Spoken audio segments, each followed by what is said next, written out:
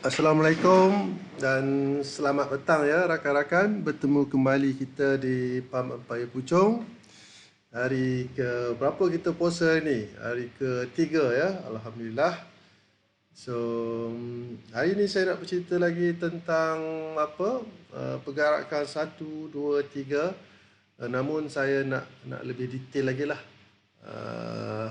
Apa yang berlaku kepada sebenarnya berlaku dekat Bu tu punya komponen build up, lepas tu gerakan nombor 2 tu dipanggil apa? Dipanggil apa, manipulative movement, dan ketiga itu real movement. Saya nak cerita dulu tentang build up dulu ya untuk hari ini. Build up ni kita dah bincang. Ada dua jenis build up ya, ranging yang besar ataupun dekat H1 tu dia macam susun bata, ada yang selalu kan, terutamanya di fasa advancing dan declining kan. Pada fasa declining atau advancing dia tak ada ranging yang besar lah. Dia ada build up macam susun bata tu ataupun build up yang kecil, walaupun tak ada susun bata tapi dia masih dalam kategori yang ranging yang rendah. So dulu build up ni saya ingat lagi, saya buat kelas dengan Naim berkenangan bersama Abang Naim lah di Melaka. Kita buat 2017 kot, pertengahan 2017 kita membuat kelas build up, dipanggil ada rahsia dia ada rahsia di laut tenang. Saya panggil build up ni laut tenang dulu. Dalam buku saya pun saya tulis build up lah, buku pertama saya cerita macam mana teori, macam mana nak entry pada pasaran build up tu kan. Tapi hari ni saya nak detail lagi lah, bagaimana build up tu digabungkan dengan manipulative movement dan real movement. So kita discuss apa yang terdapat dalam komponen build up tu. So macam mana build up ni terbentuk, macam mana apa yang mewakili build up ni, dan mengapa build up ni penting kepada kita sebagai trader. Betul, kita lihat balik kan ya. Okey, kita recall balik ada tiga pergerakan utama dalam pasaran, sama ada di pasar accumulation, distribution, advancing ataupun declining. So pertama build up, kedua manipulative movement, ketiga real movement. So apa yang saya nak bincangkan ini hari ini adalah build up. Dia ada tiga topik utama komponen tu, Bu tu ni Bu ni and then balance line dan liquidity line. So hari ini, video hari ini ialah tentang Bu saja, build up saja kan. So macam mana build up ni terbentuk, macam mana kita build up ni terbentuk. So dalam buku PAM saya edisi 1 tu, macam mana build up ni terbentuk, saya buat macam ni. Tengok ni tuan-tuan, ni di H1 ya, dekat daily market daily, dekat H1 pun boleh. Ni sahaja teori saja kan. Sini market dot kat sini, dot kat sini, dot kat sini. Maknanya dia price pernah bermula daripada sini, price turun kat sini, lepas tu bertemu sini balik. Macam tiga segi lah, tiga diamond tu. Maknanya dia dah complete sebagai boleh dikatakan build up lah. Tengok ni ni ya, nampak ni titik dot pertama, dot kedua, dot ketiga. Dan ni dot yang ketiga ni dia selari dengan dot pertama tu. So ini boleh dikatakan yang sempurna. Boleh dekat ni build up lah, kawasan build up lah yang sini kan. So ini dimasukkan build up, terbentuknya build up. Ada juga dalam kelas saya sebelum ni saya cerita build up ni terbentuk daripada candle dominant. Ingat candle dominant? Boleh juga tu kita ambil build up tu daripada kefahaman candle dominant. Candle yang besar, lepas tu di dalamnya ada 3 ataupun 4 candle yang tak melepasi candle dominant tu. Itu pun build up. Dan ada juga laut tenang tu ya. Selalu dia di zone A. Kebetulan zone A ni adalah build up. Pukul 8 tu kita buat high low tu, sebenarnya market tak akan pecah break high low zone A tu waktu pagi tu selama 3 jam, 4 jam, 5 jam lah kan. Itu pun salah satu build up dah structured macam tu kan. So kebetulan lah. So dalam konteks ni saya ambil build up ni dari segi sinilah, 3 dot ni sama macam buku yang terdapat dalam buku edisi pertama saya, pump pertama saya kan. So ini build up, kita buat kotak macam tu, itulah build up. Ini yang garisan ni dipanggil garisan balance line. Nanti saya cerita apa maksud balance line dalam video yang kemudian lah. So apa pentingnya ni? Apa yang berlaku di build up ni sebenarnya? Kita go one by one ya. Apa yang berlaku? Apa build up ni mewakili apa sebenarnya? Okay. Build up ni adalah titik permulaan. Titik permulaan market ranging build up sebelum BP melakukan pergerakan pasaran seterusnya. Gerakan yang pertama lah, gerakan 1 tu. Dia ada, lepas gerakan 1 build up, ada gerakan 2 dan gerakan 3. Dia melakukan gerakan ini dulu. Zone ini ataupun build up ni merupakan tempat BP melakukan perniagaan 2 hala. Dia buat keuntungan kat sini dah. Ingat tak, BP ni tugas dia dia ambil order kita, buy sell. Kalau kita trade dengan broker STP ACM broker lah. Broker tu sebagai middle person saja. Segala order buy sell kita adalah diambil oleh BP ni ataupun big player. Dia ambil tu.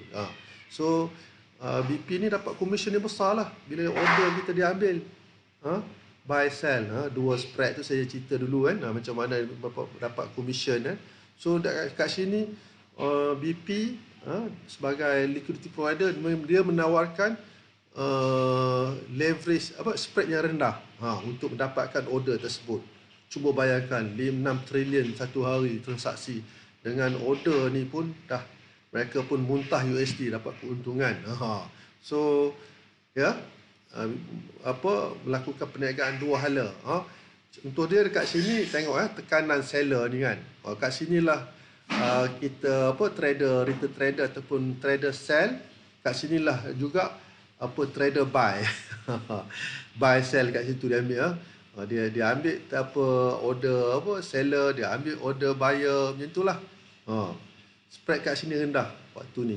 Waktu dalam masa ni, waktu pagi ni dalam kuasaan bu ni. So buy seller buy sell tu kan, order dia ambil dengan aktifnya.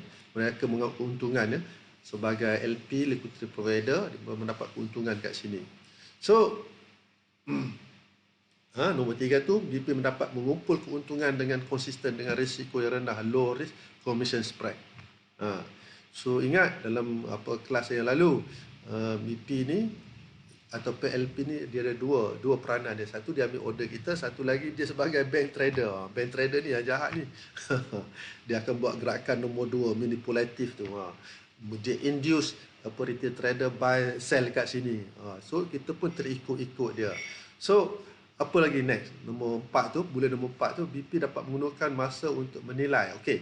Pada waktu bu ni, dalam kotak bu ni, build up ni, big player ataupun LP ni, selain dia ambil order tadi kan, dia tengok dia bertindak sebagai bank trader juga. Dia tengok berapa buyer, berapa seller, volume dia. 30 bilion buyer, 60 bilion seller. Dia tengok tu berapa nilai masuk tu. So macam mana dia nak manipulate retail trader ni dalam pasaran. So lah, itunya gerakan seterusnya dipanggil manipulative movement. Dia nak ambil dana seller dengan buyer tersebut. Kalau ikut kelas saya dulu, kalau you all ikut dalam kelas online tu, dua-dua dia belasah kita, dia rembat semua. Seller dia rembat, buyer pun dia rembat. Last sekali dia saja yang buat gerakan real movement tu kan. Kita dah MC, kita dah stop up, kita dah langgar stop loss kita, dah give up. Betul tak? Dia abang ambil dengan abang Nes. Itulah abang Nes. Kita tak tahu market structure kan. Ni market structure lah ni. Okay, we go to the next slide. So tadi apa kita bincang macam mana bu tu mewakili apa. Sekarang ni kenapa bu tu penting kepada kita sebenarnya sebagai trader. Kita kena tahu. Adakah kita nak masuk pasaran dalam fasa ni, dalam pergerakan ni bu ni? Susah cakap, janganlah, jangan masuk. Jangan masuk. Tak guna mu masuk. Dia mengganggu emosi kita, emosi sakit kita. Kita buy, dia sell. Kita sell, dia buy, walaupun dalam keadaan range yang rendah, tapi kalau kita entry dengan lot besar, sakit hati bang. Betul tak Manes? Matilah nak kan. So kenapa penting bu ni kepada kita sebagai trader ya? Sebab dengan adanya bu, kita boleh menjangka, kita boleh anticipate yang market akan berlaku pergerakan yang besar lah. Maksud saya pergerakan nombor 2 tu kan. So berhati-hatilah. Selepas berlakunya bu, kita jangka akan berlaku pergerakan yang besar. Sebelum pergerakan yang besar, real movement akan berlaku dulu manipulative movement. Kita kena berhati-hati kat sini, berwaspada. Tapi alhamdulillah lah, kita ada kefahaman PAM, value area tu kan, advancing, declining, tu pun dah kata trading kita dah jadi simplified, mudah. Kita ada zone A. Sudah kita dah susun atur je. Cuma hari ni saya nak cerita tentang bagaimana gerakan bu tu yang perlu kita tahu secara detail. Okey. Nombor 3, ia memberi info kepada retail trader bahawa bila bentuknya bu ni, BP telah membuat urus niaga mereka, membuat keuntungan. Dia pun tak asal buat ni. Big player buat ni, keadaan ni dalam untuk mereka membuat keuntungan dalam pasaran. Nanti kita tengok chart ya. Kita tengok chart nanti ya. Nombor 2 ni kita tengok chart 1 dan 3. Dan nombor 4 pula, bu adalah asas semua kerangka pasaran yang menentukan pergerakan harga di masa depan. Apa maksud dia? Bu ni kerangka yang paling dinamik, asas. Dia menentukan pergerakan harga pasaran tu di masa depan, sama ada buy ataupun sell, mengikut keadaan trend market tersebut. Dia menentulah. Tu big player, kerangka yang kuat. Tu kita kena tahu. Selepas bu ni ada satu pergerakan yang besar.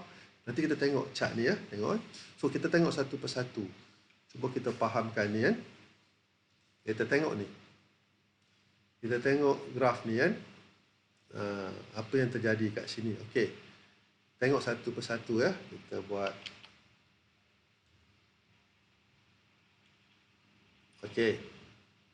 Nampak tu yang kotak ni bu kan. Okey. Kita bila ada bu ya, kita sebagai retail trader, kita akan anticipate akan berlakunya pergerakan manipulative movement. Dalam hal ni tengok market buat movement lah, manipulative movement. Tengok dia buat ini, tengok bu, bila ada bu sini, inilah garisan dia punya, dipanggil balance line. Nanti kita bincang tentang balance line dalam video yang lain ya.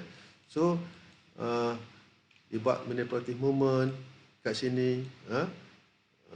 Trader cuba panik, yang buy tu panik lah. Ambil ubah position jadi sell, lepas tu market naik pula. Inilah masuk kat sini. Inilah kategori manipulative movement. So berapa billion big player mengaut keuntungan dengan melakukan manipulasi terhadap retail trader pada pergerakan ni.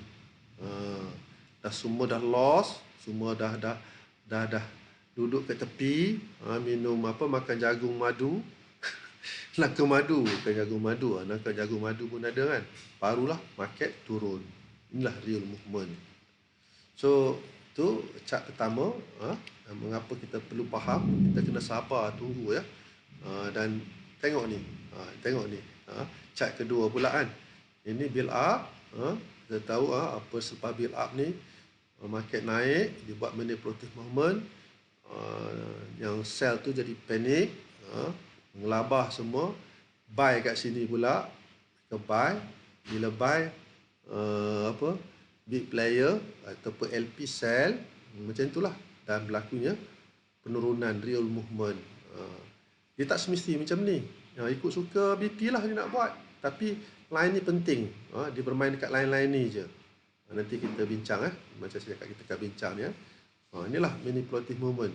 Mungkin dia macam ni, dia tengok keadaan apa, dana seller apa, seller apa dan buyer tu, berapa dana yang masuk tu, macam mana dia nak manipulate dia punya objektif. Pasti seller buyer ni apa gagal ataupun loss dalam trading dia boleh, mungkin dia, ni macam ni dia buat dulu manipulative movement dia.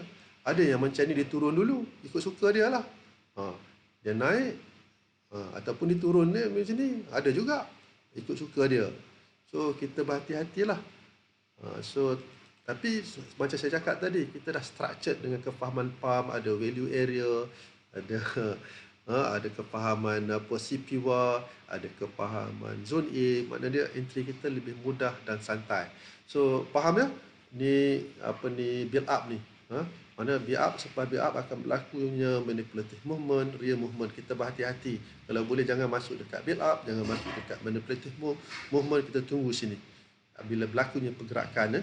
Rasanya siapa yang dah belajar PAM, belajar value area tu, CPY, you all faham apa structure ni ya. Okay, next.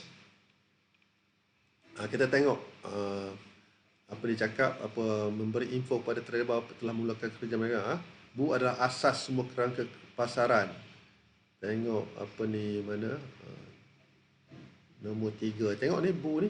Tengok ni, kita tengok secara ni, cara arm ya. Tengok sini bu, makna dia bila ada bu ni, tengok dia bu dia buat manipulative movement, market turun. Tengok di fasa declining kan. Kebanyakan dia diturun. Tengok dia pun di fasa declining, sebelum dia buat apa penurunan, dia buat manipulative movement dulu. Sini di fasa accumulation pula. Tengok naik. Macam itulah. Penting ni kalau boleh buat bu tu kan. Macam kita kebetulan ada zone A. Ni daily, dekat chart daily boleh. Kalau chart daily boleh, H4 boleh, weekly pun boleh kita tengok kan. So sama je. Cuba kita tengok apa ni, apa ni pula. Ni apa represent apa ni? Nombor 4, memberi info kepada trader bahawa BP telah mulakan kerja mereka untuk menjana keuntungan dalam pasaran. Tengok chart 4 ni kan. So kat sinilah. Kat sini chart 4 ni tengok dekat apa balance point ni ialah tempat di mana big player ataupun mereka bertindak sebagai LP, membeli apa order kita, buy sell kita. Situ pun dia dapat commission yang banyak kat situ kan. Di nombor 2 pula, bila berlakunya manipulative movement, dia menipu retail trader. So dia induce kita sell, dia buy, dia buat keuntungan kat situ. Dekat sini dia close. Apa dia buat kat sini pula, bila market buy kat sini kan, apa trader pun panik lah. Tengok engulfing, ni shooting star, lepas tu nama naik. Apa retail trader buy pula kat sini, sampai kat sini dia sell. Maknanya dia inilah business apa big player ataupun dikenali sebagai market maker ya. Ada juga yang sebut market maker, tapi saya bukan sebut market maker, bukan merujuk broker market maker. Big player ni dikenali sebagai bank trader, juga dikenali sebagai dealer, juga dikenali sebagai liquidity provider, juga dikenali sebagai market maker. So itu nama-nama mereka lah. Okey, kita tengok ni sama juga. Ni dia punya ni kerangka dia, kerangka pasaran yang konsisten. Ni saya dah tunjuk tadi lah ni. Dia kerangka yang konsisten, nampak ni kan. Tengok kan. Ni bu. Kalau bu macam ni apa? Ada bu dekat ni. Mana dia naik sini. Kita jangan masuk pasaran lah. Itu saya cakap, kalau di fasa accumulation, distribution, jangan masuk market. Sebab market ni tak cantik lah. Dia buy, dia sell. Ingat kita dia turun kat sini, kita dah sell, dia buy balik. Dia sini buat terlalu banyak manipulative movement kat situ dia buat. 2-3 kali buat baru market nak sell. So tak menarik. Itu kerangka pasaran yang konsisten, kita boleh kaji kan. Apa maksud kerangka ni? Ni kerangka lah. di fasa advancing kerangka tu, di fasa accumulation, di fasa declining, di fasa advancing tu kerangka apa? Pasaran. Mana dia kerangka pasaran tu merujuk kepada 4 pasar tu lah, accumulation, distribution, mana lagi apa, declining dan advancing. Dan Bu tu terdapat di dalam keempat-empat pasar tersebut. So kita elakkan Bu ni, hindarkan daripada Bu yang terdapat pada pasaran accumulation dan distribution. Sama juga ni, kita tengok ni sama, dia punya kerangka ini di fasa advancing, di fasa declining. Kita cari Bu, kefahaman Bu di fasa declining ataupun advancing. Tengok ni, dia ada Bu, dia turun, tengok dia naik kat sini ni. Line ni penting ni, yang saya tanda merah-merah ni. Itulah point of entry kita nanti untuk kita sell ataupun buy. Sini buy, nampak? Point of entry kita. So itu penting. Selain CPY, ini mungkin ada additional entry kita, point of entry. Bertambah lagi point of entry pump ni dalam kefahaman tu. So saya harap tuan-tuan faham apa yang saya cerita ni. InsyaAllah di lain video, video keduanya nanti saya akan cerita apa fungsi balance line. Ini balance line tadi, saya cakap tadi lah. Kefahaman balance line dia, mana market ataupun big player melakukan manipulasi terhadap inilah point ni, balance line ni. So okay guys, insyaAllah kita jumpa lagi di video berikutnya, balance line dan seterusnya liquidity line. Saya akan terang satu persatu ya, insyaAllah. Okay, Assalamualaikum warahmatullahi wabarakatuh.